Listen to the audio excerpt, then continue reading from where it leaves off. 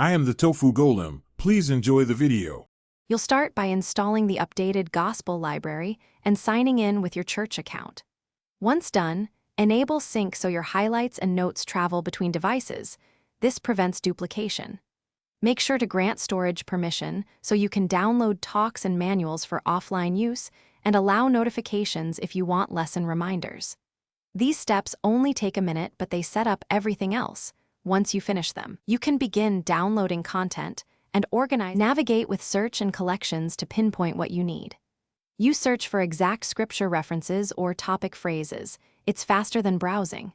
When you open an item, long press or tap the menu to highlight text, add a note, or bookmark a paragraph. This builds your study trail.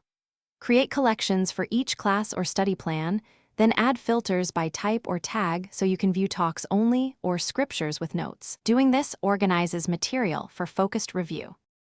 Use reading plans and the audio player to keep a steady study rhythm.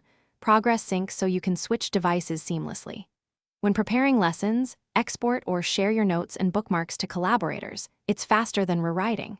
If a download fails, first check your device storage and Wi-Fi, then force close the app and reopen. If problems persist, clear the app cache or reinstall. That usually fixes corrupted downloads. If sync mismatches appear, sign out and sign back in to refresh cloud data. Thanks for watching.